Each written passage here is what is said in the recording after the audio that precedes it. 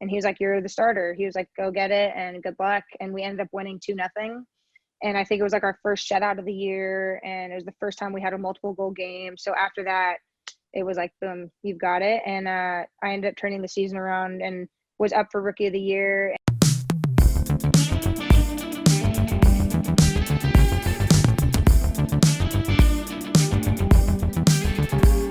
All right, well, let's get started. Okay. Welcome, Jane, to Two Wash-Ups, One Pro, episode 1 with me and Joe. I'm sure you know us already here, but how are you? I'm great. Yeah, thank you so much for having me. Super honored. Episode 1, I'm more honored to be on episode 1 than like episode 72. But know you guys from obviously years, so this is going to be a great conversation. Oh, for sure it is. Now, let me actually give you a proper introduction. Welcome, Carolyn Jane Campbell, former Stanford Cardinal, former Concord Fire, even going farther back, former NASA kid, Georgia kid, U.S. Women's National Team member, starting goalkeeper for Houston Dash, and the queen of saving PKs. How are you doing? Welcome. Thank you. That was we don't need to go any further into the cobwebs of history of Jane Campbell. Thank you. We will. Oh, we have a deep, don't worry, Joanna does thorough research. We have a deep. I'm sure. We have a resume for you already created. So also, I hope you guys have created a resume. A Darlington alum. Yes. Go Tigers. Yeah. I didn't realize how remote Rome, Georgia is now that I'm in Georgia. Yeah, the only thing there was the Walmart and the Chick-fil-A house. So it was not your normal Chick-fil-A. It was the kiddie house that you can enter through the mini door in the front. That was the big deal. And then the Walmart. Our mall had 4 stores plus a movie theater, which showed 3 movies. So on crazy Friday nights, it's ooh, let's go to the movies. Yeah, when we were giving you hell about it, I didn't realize that you were actually in the sticks of Georgia. Yeah, it's the boonies. Yeah. But awesome. We survived. That's great. You are here and you're thriving. Thank you. Yes. Just to kind of start us off, can you briefly walk us through how you got into soccer? And if you can recall the moment you fell in love with the game. I know you're a basketball lover, but when you fell in love with soccer. Oh gosh. I think I started at I don't know, we all played at U4 or something. My team was the Skunks. We wore lime green t-shirts. It was great. That was before keepers even existed. And then I joined NASA, which before NASA was a club called United Quest. I joined them when I was 9. United Quest then turned into NASA. I guess it was 2 separate clubs and they formed, whatever. And then I guess I was kind of good at it. Everyone was yeah, you're for sure on the team. But then I was doing ballet at the time. I was doing tennis and basketball. So they were kind of oh, if you want to make this a thing, you're going to have to prioritize club soccer. I was interesting. So that's when I quit dance. That would have been fun. And yeah. My career would have been very different if I, maybe had gone another way, but that's okay. And I think I fell in love with the game maybe when I was about maybe 12. I always told my dad tells this stupid story, which I don't even know if it's true. I'm sure he just tells it to make it fun. But he said when I was 8 or 9 that I wanted to go to the Olympics for soccer. And I'm interesting. Maybe you thought that in your mind, but sure, maybe I said it as well, that's kind of cool.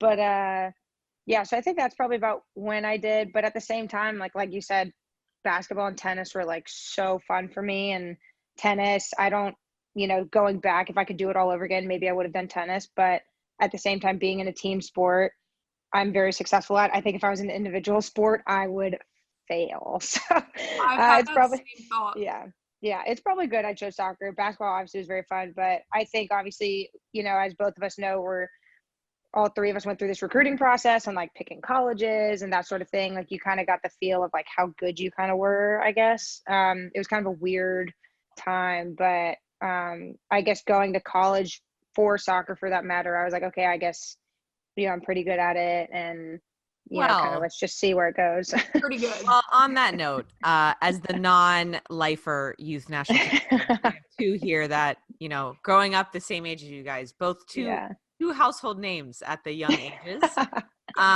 We wanted to talk to you a bit about kind of your experience being what was, basically a national team player at the youth level since, when can you join? 12? I think you were in the first camp and they never turned an eye.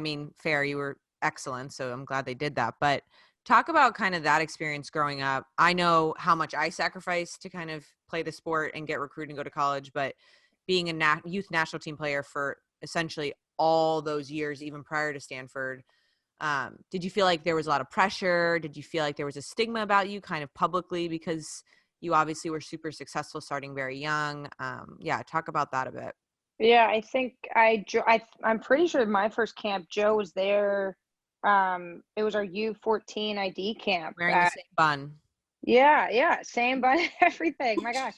I don't even remember. It was in California somewhere at some not so great college, but yeah. And it was like the top 100 kids under U14, and my dad, or my mom and dad for that matter, were like, what is this really? Like, what are we sending you to? Like, no parents were allowed, and you just had to send your kid off across the country essentially to go to this soccer camp. And so one of my, I guess now she's kind of like my big sister, but she was a few years older than me, and she went to UGA and was kind of like, Mr. Campbell, like, she's got to go. Like, this is a national team camp. And he was like, okay, like, sure, whatever, see ya. And then from then on, I think from that camp, they just shaved down the roster, every 3 months. It went from 100 to 80 to 60 to whatever. And then you got into U15, U16. And then I think for Joe and I, it went from U14 and then maybe U15 and then jumped straight into U17s for World Cup, the World Cup phase and qualifying and that sort of thing. And, that lasted, I think, is a 2.5-year cycle. And then from U17s, we both jumped, I guess, technically from U17 to U20. I think now they have a U19, but from us, it was I think it was U17 straight to U20. And then that's another 2.5-year cycle. And then from U20, I jumped straight to U23, but now they have U21, I think. Or maybe they had 21, I don't know, but straight from 23 and then into 23, I got called in the full team. So it was quite, looking back, I think I only missed 2 youth camps ever from U14 to U23, which is quite insane. I didn't think there was much pressure necessarily, but especially when we got into the World Cup cycles for the 17s and the 20s, especially the 20s, that year for me, or that cycle, I just hated it. I just wasn't happy, didn't like playing for that group. And, there was a ton of stuff going on behind the scenes soccer-wise that I didn't think the staff handled very well. But in that regard, that was kind of the phase where I was going into Stanford. So I was also in that phase of joining a new group. But again, kind of like you said, the pressure of going into college, everyone knew who we were. So it's oh, as a freshman, you better frickin' perform. And then as a freshman, I didn't play that great at Stanford my freshman year. And everyone's kind of are you just kind of a bust, whatever. And then I ended up turning around sophomore year, but I don't know, it was very an interesting dynamic. Also social media back when we were 14, 15 wasn't that big of a thing, but it kind of was. I know I had Facebook and I think Twitter, but my parents were worse on it than I was. My mom would send me articles of top drawer soccer, Jane Campbell's ranking drops. It's your ranking drops 20 because you lose an ECNL event, and you're I don't know. It was just probably lost oh to my gosh, Castle Chelsea ladies. Yeah, and it's front lines, Brian Moore chews out Concord Fire soccer in front of the whole turn. It's so embarrassing. But then at the same time, you go to class the next day at your high school or your middle school, and everyone's what'd you do on the weekend? It's yeah. Well, on that note, can you talk a little bit about kind of finding, I guess, balance? I don't necessarily know if I think more in hindsight, I'm not sure I was successful at that at a young age, but I can't even imagine with your schedule. Did you feel like you had balance? Would you have changed anything looking back at that experience? Yeah, I think when we entered freshman year, I think that was our U14, 15 cycle. So that's when we started missing a lot of school. And I think my freshman year, I missed something 45 to 55 days of school days. And obviously like the headmaster was like, yo, like this isn't cutting it. And that was at my old private school. It's called Walker School. It's just a normal day school. And so my biology teacher literally said, he was like, I'm just going to fail you unless you show up for class. And I was just like, well, I'm not showing up for class because I will be away. So after that year, my freshman GPA was like a 2.6. And so my mom was like, okay, this isn't going to cut it for college because like you're not going to go anywhere with that, regardless of an athlete or not. So that's kind of when Darlington popped up in the picture. And my very good friend Allison, I think you guys both know her, went there already. So Chad Little, who was my goalkeeper coach at the time, was like, hey, why don't you just come to Darlington? It's almost the same education. You can live here and we can manage the workload for missing school. So thankfully, you know, Darlington was great. And at the time, the headmaster was a former professional snowboarder. So he was like, oh, I like know exactly what you're doing. I was like, okay, like I'm just going to miss 60 days of school. Hope that's okay. And turned out it ended up being fine. So I think actually going to boarding school, we always joked, Joe and I and all of our friends, like how rigorous and strict my parents were. Going to boarding school, I think was great because I got out of the rules, you know, like all I had to do was follow the boarding school rules, not my parents. So I actually was able to manage my time a lot better that way. And I think it was a blessing in disguise. I mean, I heard going into Stanford, there were so many like roommate horror stories of like how roommates couldn't get along, but I had been living with someone sophomore through senior year in high school. So that also really helped the transition to college. It was like a piece of cake for me, whereas I know others really struggled. And that's a real thing. But I think the soccer part, you know, it was like all of us know, you know, it was super late nights sometimes. And like, you know, sometimes you just like wanted to lay in bed all day and just like not even go to school, not go to practice. So that did, you know, take a toll. But I think at the end of the day, as long as I kept busy, you know, in the off season, which was winter, I would wake up and go to basketball at 6 a.m, come back, walk back to my dorm, shower, start school, finish school, then go to soccer, come back, and I'd be done. My day would end at like 9:30. So I was just happy being busy. But I mean, looking back, I don't know how kids do it nowadays. I mean, some kids are doing 3 trainings a night, like all soccer, and they're like 9 years old, you know, and I'm just like, golly, I just can't imagine that. But, you know. Do you think playing basketball for so long has helped you like transition as a goalkeeper? Do you think I know probably you get that question a lot, but do you think playing basketball helped at all? Yeah, for sure. And yeah, I think it was a huge help, and it like helped my fitness. Not that like we need fitness because I just walk, you know, like a mile a game, but like as you guys are like running 10, but I think like fitness and like athleticism wise it helped, but also like Kobe Bryant kind of talks about this, how basketball translates to soccer actually very similarly. It's always just 5v5 instead of 11v11. So I don't know if you guys know this. I do not watch soccer. Couldn't tell you one thing about the professional side. No idea. Other than my 2 great friends right here. So like I don't watch it, you know. You know, people on the team with Houston are watching, you know, like friends, and you know, so many people are now going over to England, so people are watching all the England matches, which is great. But like I'd rather like watch the NBA finals. So for me, I still have to love the game. Who's your pick? I got to go with the Lakers. And then what about, are you engaged in the WNBA? Who's your finals pick? I hope Vegas wins. I actually just love their jerseys, but I'm a fan of everyone in the WNBA. The Aces. Yeah, the Soccer. Aces, you know. She's a baller. Yeah. The girl on the Aces. Yeah. Baller. Yeah. Straight up baller. I would love to like go to one of their games one day. That would be sick. But yeah, I don't really have too many. Yeah, thank you. That would be great. Yeah, I don't have too many ties in WNBA. Obviously, Atlanta's got a team, but they didn't do too hot this year. But that's okay. You know, there's always next year. So yeah, I would say basketball for sure has helped. But like the love of the game, like you talked about earlier, I think my love for basketball will always resonate. I think more than like watching soccer, as awful as that sounds. But I do think they translate. That's really cool. Really cool. Very, very interesting. Yeah. So I know you mentioned Kobe, but is there one person that you feel like has had such an impact on your career, either off the field or on the field, or someone that you just really have learned from and has taught you lessons that you still hold on to today? Yeah, someone actually asked me this in COVID, and I was like, I don't really think I have one specific person.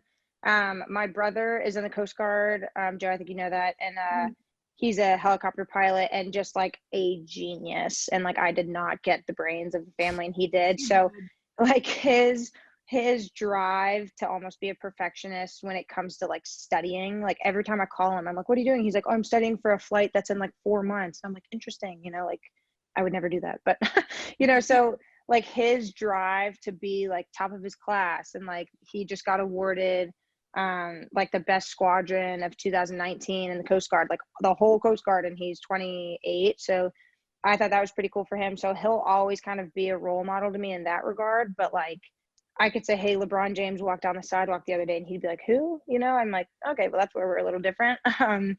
But I don't know, my parents and I always talked about like having like a close circle. And so my circle of coaches, or I guess like mentors, would be my mom and dad.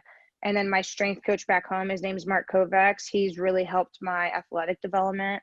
And then I would say like one or two of my goalkeeper coaches, who we don't need to bore them with the names, but they've really helped me just become a pro. And like my rookie year in Houston was horrendous, or the beginning part was horrendous, and I just wasn't playing myself. So they kind of helped me, I guess, find my path back again and playing just how I did at Stanford, which was just like with fun and joy. So I wouldn't say I have one specific person, but that group of people, I'll always be indebted to them. And I think they've really just, one, gotten me to where I am now, but I always tell them, I really want to grow. And if you're not on board with me growing, that's totally fine, but you can step aside, kind of thing. So yeah. Out of curiosity, this is kind of going off that. What are you working on athletically? Because you're just dumb athletic. Let's see right now. So over the last like 2 years, I had a national, or I guess 2.5 years ago, I had a national team coach tell me I needed to work on my vertical. So after that, I found Mark, my strength coach. I was like, okay, Mark, like I know nothing about you, and I know he's very, very he has a great resume, and he's worked with like Andre Agassi with tennis, and he coaches a ton of tennis stars, but has worked with NFL players, NBA guys, NHL, you name it. So my parents met him at a wedding coincidentally, and that's how we got in touch. But I was like, yeah, Mark, I need to do this and this. Can you help me? I need to nail like the classic. It was like that classic power testing we did that we've all done through youth clubs. It's just like, it's just a mess. It's like, if you can't jump more than 15 inches, you suck at soccer kind of thing. And I was like, wow, okay. There was, it's the jumping on that freaking rubber mat. Yes, yeah, exactly that. And I could only slide a credit card. At least you didn't go second to Lynn Williams, your first year in the NWSL. They were like, this is off the charts. And then I went up and they were like, okay, next. Yeah, and like the classic like arrow run or whatever, like if you can't cut a corner, like you're not athletic at all. So I remember, sorry, I'm just gonna group. I remember Mandy Freeman one time. Yeah. We did it when I had this in my head. We were on the rubber mats. She hung in the air and everyone was like looking at each other. She slipped on the way down because she hung up so long. And I'm like, and then I went and I was like, boop, 11 inches. But I can win ahead of her. Yeah, exactly.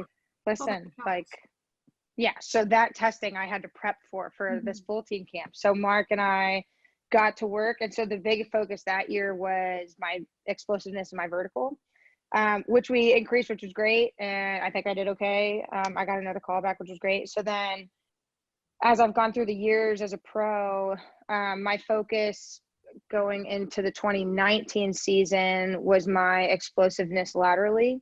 And I felt I know how athletic I am and like explosive I am, but I wanted to be, I guess, like even springier. And I wanted to cover, I know I'm tall for a female goalkeeper being 5'9", but I wanted to cover more of the goal right and left instead of just like up and down.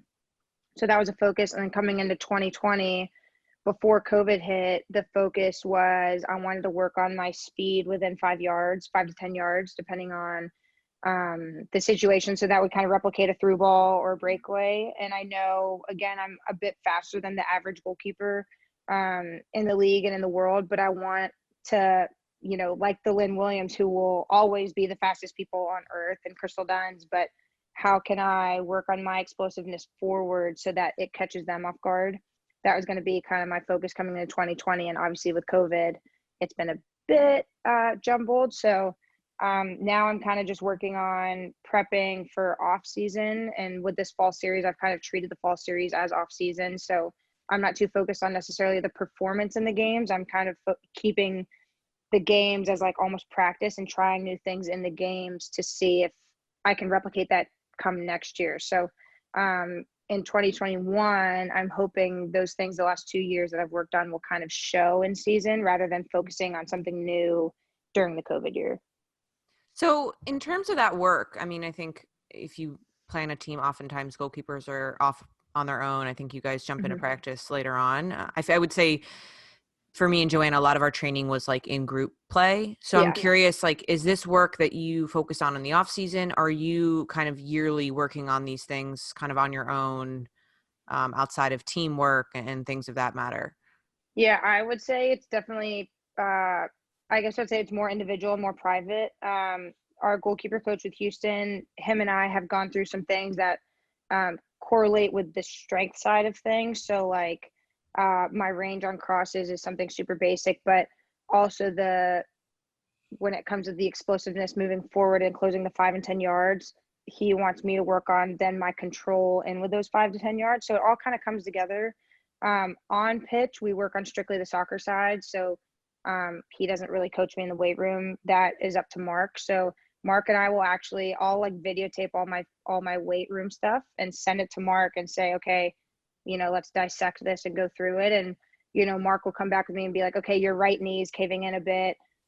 Let's work on your stability. So when you push off with your right leg, you get the explosive power instead of only using like 75%. So it's kind of cool how they all work together. But in the fall series, again, because it is kind of off season, I wake up in the morning and go lift before training and do all of my work with Mark. And then I'll go train on field. And then I'll come back at the end of the day and go back to sleep because I'm tired. So, but I would definitely say it's like a yearly thing. But again, if it's like a normal season, like 2019, once season kind of starts, Mark's stuff isn't really put to the side. It's more of like, okay, let's maintain. And then if there's ever like a break in the season, like a World Cup break or maybe a FIFA break where we get maybe 5 or 6 days off, that's when him and I will ramp up some new things. So where that break ends, we're still maintaining, but also maybe taking 1 or 2 steps forward. So by the end of season, come off season, we're really ready to push to really improve for the next 4 months. So I guess also too, so I know it's tough kind of planning your life when you're constantly getting pulled in and out of camps with kind of, being on that like fringe of like coming in sometimes, coming out sometimes, coming in sometimes. That has to be tough mentally to be able to mentally and physically to plan like what you're trying to work on based off your Houston schedule and then based off the full team schedule where it's like I could be called in, I could not be called in. Is that like kind of walk us through, like I know it's mentally like destructive, but kind of mentally, walk us through how that goes. Mentally it's definitely it's quite the battle, I think. I think the ultimate goal on the women's side, I think, is to get to U.S. soccer or for any national team for that matter.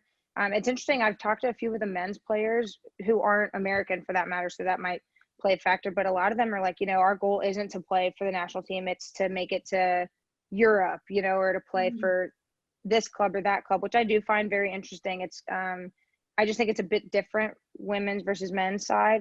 So I think that's also just interesting to me how the goals change. But I think mentally, like you said, I think it's tough, like sometimes we'll find out through Twitter if you make the cut or you don't, maybe you miss the email and then someone tweets at you and you're like, hey, congratulations. Or it's like, what? It's like, or, you see the roster and you're like, dang, like I never got the call to even say like, I didn't get the call, So that's always like heartbreaking. I mean, especially, first getting called in with the full team, obviously it was like amazing, but then, you don't get called in for maybe a year and you're like, I haven't heard anything from anyone. So that kind of sucks. But planning purposes, it is a bit tricky, like with Mark and I, sometimes we'll plan out stuff for like 8 weeks. And then, come week 5, there's a camp, and it's like, okay, great. Now we've got to not really postpone something, but it's almost like you freeze the schedule. And then after camp, you come back and you're obviously exhausted. You know, camp is so tiring, like just grueling mentally and emotionally. So then when you come back, it's like, are you really ready to like deadlift 290 pounds? Probably not. So you might need to like, again, now you're tapering back and then pushing again. So you're now behind 3 weeks. So it is like kind of like a push and pull relationship with everything.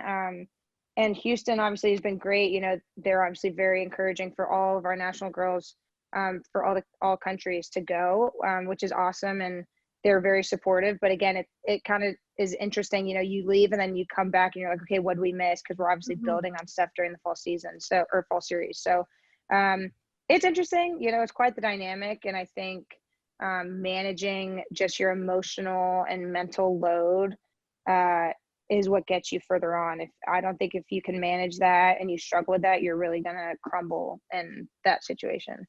Yeah. If it makes you feel any better, when you're outside of the game and you retire, even though like you left me behind at U20s, you when you get out of the game, you realize that like you actually have a mind of steel and like a heart of steel. No one can like screw with you, for sure. Which is something that like I've valued a lot in life, because it's like, oh, so what? I don't care. I've been cut. Try me, come at me. Yeah, I definitely think all of us have like a you know, obviously I'm not out of the game yet, but I do think it's like a blessing in disguise that we have gone through hell and back with all of our soccer experiences mentally, because now, especially in like women's soccer, like how fudged up is some of the stuff we've been through, you know, and like, like you two are thriving and doing great. So I'm like, okay, clearly it's not too bad. So it's not too bad. You'll be okay. Yeah, you'll be fine.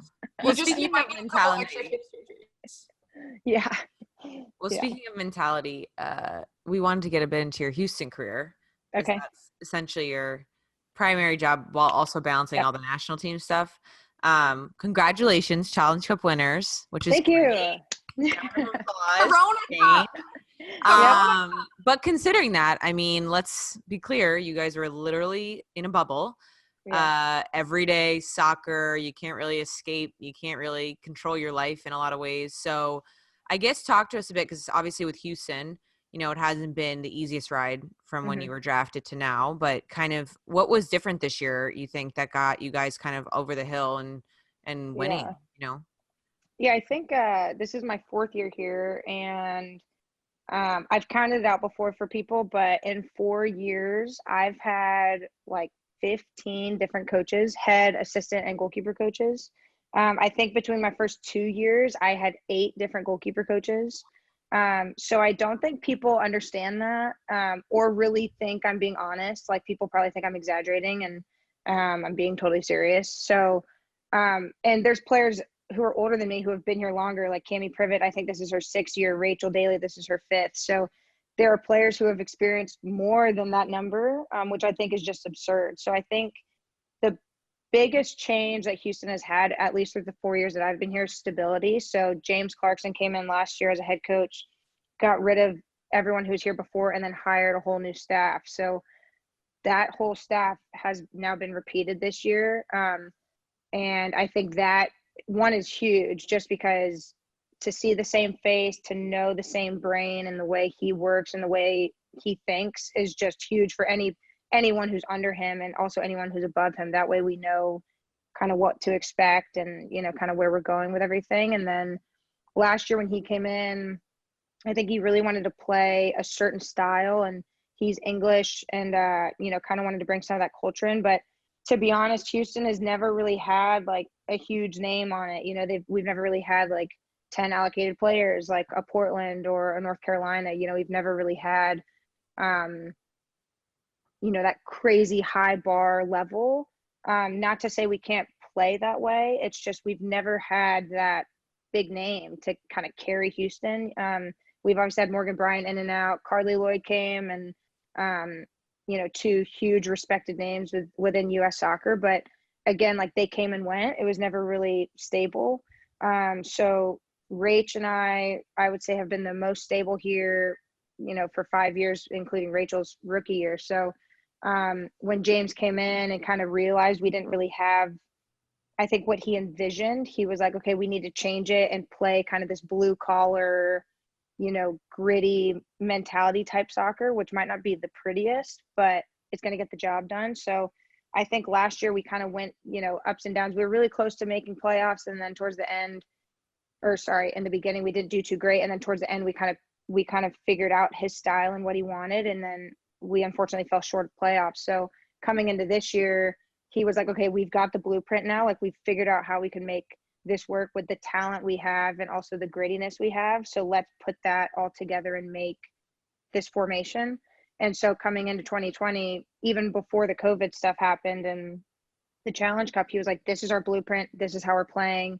No questions asked, and like, if it doesn't work, we'll move one or two people around, but the blueprint will stay the same. So then obviously when COVID hit and the Challenge Cup hit, the biggest focus was to nail the blueprint and to make sure when we had preseason coming up to the tournament, everyone, and I know we had a lot of trades and movement in the off season, and regardless if you were new or old, the blueprint remained the same. So everyone had to learn it. It was new to almost all of us. So nailing that in preseason was huge. And then coming into the Challenge Cup, in the beginning, the first 4 games, we didn't play great, by any means. We had a couple good games and then a couple pretty bad games. But in the bad games, it was really good to see if we didn't follow the blueprint, it crumbled, and people took advantage of that. So going into the knockout rounds, it was the focus was just nail the blueprint. We don't have to play well, it doesn't have to be pretty, but as long as the blueprint is nailed, we'll come out successful, and we did. So I think the biggest thing again is like that stability and that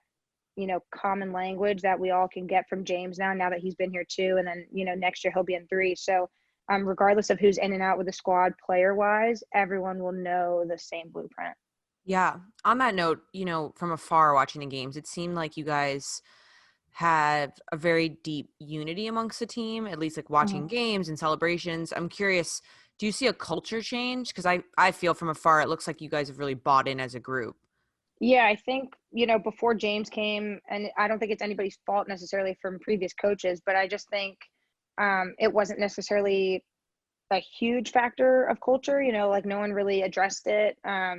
People my rookie year and my second year, like wouldn't say good morning to you, or, like everyone would just kind of be like, hey, I need to go get taped, like, see ya, kind of. And like little things like that, I think to me add up. And Joe and I know with Albertine Montoya on our U17s, his main focus was culture. And that group was like the closest team I've ever been on to this day. And he preached culture and being a good person.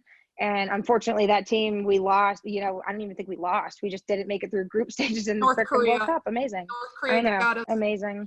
I know, but that's okay. But like, again, like we were so successful on pitch almost against every team. I don't think we ever lost that year. It was just, we tied and we should have won. But I think that, looking back at all of our teams, I think all of us can say the most successful teams we've been on have been the groups that have been close knit, and you don't necessarily have to be best friends with each other, but you have to have this mutual respect. And so when James came in, his biggest things were you have to be a good person. And if you don't say good morning in the morning, if you don't hold the door open, if you don't thank your trainer for taping you, if you don't thank the guy cleaning the gym after we work out, it's like, you're not any better than him, and vice versa.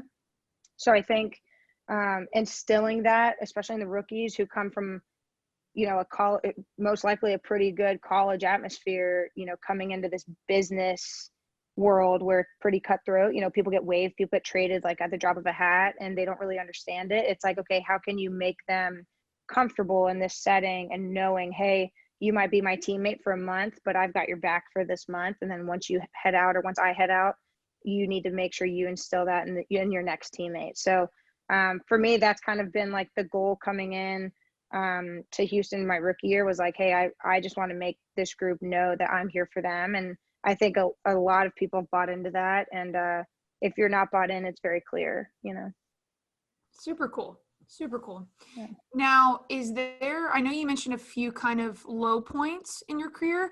Is there a certain low point that you really used an adverse situation and just really turned it into, this is who I am? I know for example, like me, like after my ACLs, I like even though it was probably the lowest point in my career and life, when I came back from that, I was a whole new player. Is there a certain kind of something that happened to you where you're like, okay, I'm now a whole new Jane Campbell? Yeah, I think that was my rookie year. My first start, I was supposed to start the very first game of the season, and I was told I wasn't because I went to national camp, which is interesting. But so I didn't start the first game of the season, which was bizarre, even though I won the job. And then our second game we played away at DC, and the coach said he didn't want me to play an away game for my first start, which again I thought was interesting. Yeah. And then our third game was away at Seattle at that stadium that they crush everybody at. So I was like, sick, great, like great introduction. But that game, I think we ended up losing 5-1, maybe 5-0. And besides Castle beating us like 9-0 that one year when I was like 12, that was like the worst loss of my career. I don't think I've ever let in 5 goals in college or club except that one game. So for me, I was just like totally distraught. And then of course at the end of the game, the coach was like, hey, you're done. Like that was your one chance and you blew it and you're benched. And then players on the bus ride home were talking about like how I'm not ready for the league and like how this, I'm not prepared to be here and like I need to sit a year, whatever. People calling me from US Soccer saying like, hey, you might need to like sit behind someone a year to like learn the ropes. And in my mind, I was just like, golly, like, I don't know, is that bad? Calm down. Like I know I played bad, but like, golly, I don't know. It was a domino effect of a lot of things. So then I did get benched, that was the third game of the season. And that year, the season was split up into 3 parts. So there was the first FIFA break, then the middle part, and then the second FIFA break. And, I just chugged along as the bench player and as the number 2, which was fine, but, I'd come home from training and just like lay in bed all day and be like, what am I doing? Like I'd call my Stanford coach and be like, this isn't really what I had envisioned. Like, I know I'm better than this, but I don't really know what to do. And, he gave me some advice, but I ended up going to Barnes and Noble for like 2 hours and just walked each aisle. Yeah, I know. I got like a journal that I like never used. Yep. And just walked down the motivational book aisle and like had no clue what I was looking for, and ended up buying like 3 books, read them all within like a week. And all of them were very different. Some were really, one was like really small that I still have today, and one was like super big, but all of them had this theme of like being you and just like being confident in yourself. And so I ended up getting, our coach that year ended up getting let go. So then we had an interim leading into the first FIFA break. And unfortunately, the game before the first FIFA break, we lost. I can't remember who it was against. So then we had the break, and I called the interim and I was like, hey, listen, like, I'm ready to go. I'm just letting you know, like, we've been losing. We have a losing record. I've kind of like done some recap and like in training, I'm crushing it. And I just want you to know, like, I'm ready. And so then after the FIFA break, we all returned and he said, hey, I'm going to give the starter 1 more game. And if we lose, you've got the job. And I was like, okay, fair enough. Like, no problem. Sure enough, that game we ended up losing. I think it was actually against DC again. So the following game was away at Orlando. And he was like, you're the starter. He was like, go get it and good luck. And we ended up winning 2-0.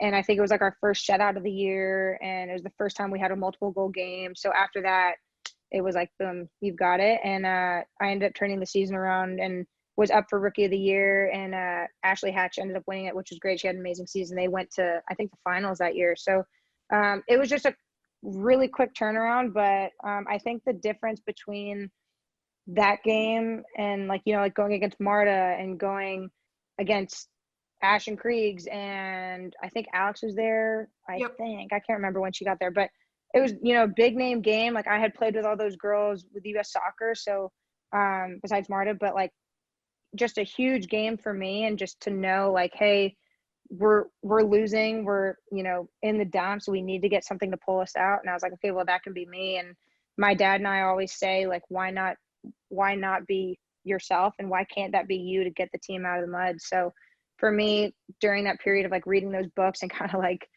coming to Jesus with myself, I was like, listen, like, I just need to play how I did at Stanford. And that was just like with fun and joy. And if I make a mistake, I make a mistake. But I think before, in that first start with Seattle, I think I was just so like uptight about impressing everybody. And like, again, kind of like Tina talked about, with all this pressure when we were in youth teams, it's like so many people knew who I was coming out of Stanford. It's like, oh, like, this goalkeeper did this, and like you have this stat, and it's like, who cares, you know, like college has been there, done that. Like this is a whole new ball game in the pro level. And sure enough, the game's so different between college and pro, so you can't even compare. So I would say that was definitely like a very big learning moment. And like even now, right, like if we lose a game, I'm kind of like, okay, once the whistle blows, the game's over, you know, like move on, like I'll go have some food and go to bed, and the sun will wake up the next morning, you know. So it was very interesting for me, and I'm glad I went through that, because now, you know, if I were to get benched because I'm playing bad, it's like, okay, you know, I'm probably deserving of getting benched, but now how can I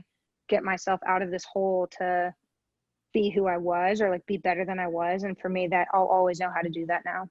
Yeah. Do you think that, go ahead, Teen. No, I was going to say, I think that's a really good life lesson for all, because I know for me and Joanna, probably Joe, you feel this way, like transitioning out, it never ends. The need to have a good core confidence in yourself is so important, because you constantly, I think, feel like people have these expectations of you, especially being a competitor, and you never leaves you as an athlete. So I think that's a good message for everybody. But we wanted to also get into outside of soccer, because we have already, you know, you've graced us with so much knowledge in that area. We wanted to talk about Ace of Spades, which is your clothing brand. Obviously, there it is, flaunt it. You know, you're obviously a very busy balancing the Houston team and then the national team, but kind of, can you first, I'm going to give you the stage to kind of talk about the brand and what it's doing and what got you started, but also can you talk about what made you pursue entrepreneurship, especially, in my opinion, a field that's tough, right? Clothing brands, there's a lot of work that goes into building it out and selling it and launching. So yeah, talk us through that a bit. Yeah, I originally wanted it to be a sock company. Joe might know, Tina, you might not know, but my biggest things are shoes and socks. So I really wanted to be okay. You probably did, you know, everyone probably knows now. It's kind of embarrassing, but my mom's still peeved about it. She thinks it's such a waste of money, but that's okay. So originally it was going to be a sock company, and a little known fact, socks are way harder to manufacture than just like a t-shirt. So, and I did not know that. So I got into work with this one lady who I met through a friend, and she, you know, said she knew all these people overseas that could manufacture this sock. So you know, we tried to form this relationship, and it ended up not working out. So we kind of cut ties, and then I was kind of stuck. I was like, dang, I don't really know what to do, because I don't know anything about manufacturing socks and who to manufacture. Like, I don't know anyone overseas. And my dad tried to get me in touch with some of these people he knew who had like started shoe companies and like suit companies, but it was just different. So one of my teammates was like, hey, why don't you just start with something simple like a t-shirt? And I was like, okay, you know, and I was like, I don't really like, you know, t-shirts or a t-shirt, but my favorite clothing apparel item to wear is a hoodie, even though I live in Houston. How ironic. So I was like, maybe I'll just start with a hoodie and kind of go from there. So I picked two hoodie colors that I like, which is gray and then a sand color. And then I was like, oh, I guess I should do a crew neck, because my parents hate hoodies. They just love crew necks because they're country club people. So I was like, sure, I'll give them a crew neck. And so I did two hoodies, two crew necks, and then launched those. And my goal was to make the money back. And I put $5,000 in, and I made $5,000 back. I launched on almost Halloween of last year, and I made it back by January. And I was like, whoa, you know, like that. Granted, it was wintertime, so that kind of helped, but I was like, dang, like that kind of sold pretty quick. And so I talked to my dad a bit about it, because he's like the big business guy, not really clothing, but he knows a lot about business. And he was kind of like, you know, you need to start kind of expanding it and kind of, you know, reaching more people than just your NWSL following, if that's what you want. And I was like, sure, but like I have no clue who that would be, what that would be. You know, all the items are unisex for now, because I just want it to be available for anyone, you know, kids. I want it to be available for my 62-year-old parents, you guys who are young. So it's like, I don't really have like a target audience just yet. But I think as the year, as in 2021, as that starts and the ball keeps rolling a bit, we'll start to branch more to like a specific audience group, I think. But the idea behind Ace of Spades was my mom and I had always played cards before school, just in the morning. And as I got older, everybody always you know, when you play cards, everyone was like, who's got the ace of spades? Like that starts the game, or like that's the trump card, or all these like, you know, little things with this card. And when I got into the pro game, especially, you know, especially coming out of Stanford and then like getting benched in the pros, or even like with US soccer, like I'd get called in and people would be like, she's trash. You know, it's kind of like, dang, like I've always had this feeling about myself that I can be like this good, or I can show this well, or do this and that others can't. Kind of like my athleticism, like I know how athletic I am, but people don't know, you know, and like it's not going to ever be public knowledge about that. But it's kind of like, I know how good I am. Like, why can't I just show that? So for me, having, you know, quote unquote, this card in your hand, if you're playing a card game, a lot of times in the game, you don't really want to play that card till like the final blow. It's like, you know, the winning card, or, you know, again, like it trumps all other cards. So for me, the idea of being the ace of spades is kind of like, you know, you're holding your deck of cards or your hand of cards, and you know you have the card, and that card, I look at it as myself, and it's like, okay, when will Houston play this card? And like, to me, they played it in the Orlando game when we won.